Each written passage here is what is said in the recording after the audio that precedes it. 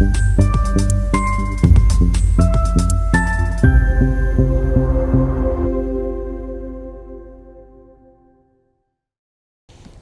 കണ്ട ഏറ്റവും വലിയ ദുരന്തങ്ങളിലൊന്നാണ് കഴിഞ്ഞ ദിവസം വയനാട്ടിലുണ്ടായത്. വയനാട് മുണ്ടക്കൈയിലുണ്ടായ ദുരന്തത്തിലകപ്പെട്ട് സർവ്വതും നഷ്ടപ്പെട്ട് ദുരിതത്തിലായിരിക്കുന്ന കുടുംബങ്ങളെ സന്ദർശിക്കാനും അവർക്ക് ആശ്വാസമേകുവാനും പ്രധാനമന്ത്രി വയനാട്ടിൽ സന്ദർശനം നടത്തണമെന്ന് NCP ദേശീയ ജനറൽ സെക്രട്ടറിയും സംസ്ഥാന പ്രസിഡന്റുമായ NA മുഹമ്മദ് കുട്ടി ആവശ്യപ്പെട്ടു.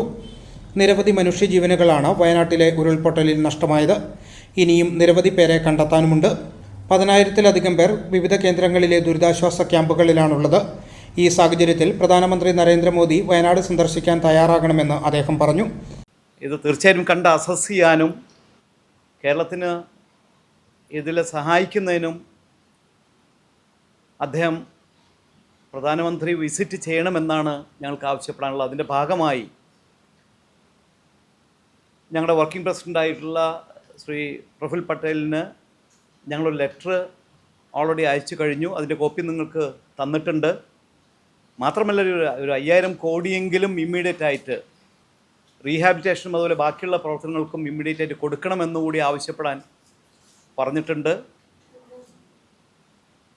മാത്രമല്ല ഇപ്പോൾ MP-മാരുടെ ഫണ്ടുകളിൽ നിന്ന് 1 കോടി വീതമെങ്കിലും ഇത്തരത്തിലുള്ള ഈ NDMA-യുടെ പ്രവർത്തനങ്ങൾക്കായിട്ട് അതിന് നൽകുന്നതിന് കേന്ദ്ര ഗവൺമെൻറ് തീർച്ചയായിട്ടും അതിന് മുൻകൈ എടുക്കണം. അവർക്കതിനുള്ള അനുവാദം നൽകണം. 100ഓളം പേർ മരിക്കുകയും 400-നടുത്ത ആളുകൾക്ക് പരിക്കേൽക്കുകയും ചെയ്ത പുറ്റിങ്ങൽ വെടിക്കെട്ട് അപകടം നടന്ന സമയത്ത് പ്രധാനമന്ത്രി അവിടെ സന്ദർശനം നടത്തുകയും സഹായങ്ങൾ വാഗ്ദാനം ചെയ്യുകയും ചെയ്തിരുന്നു. അതിലും വലിയ ദുരന്തമാണ് വയനാട്ടിൽ നടന്നത്. അടിയന്തര സാഹചര്യം പരിഗണിച്ച് പ്രധാനമന്ത്രി ഉടനെ വയനാട് എത്തണമെന്ന് അഭ്യർത്ഥിക്കുകയാണെന്നും അദ്ദേഹം പറഞ്ഞു.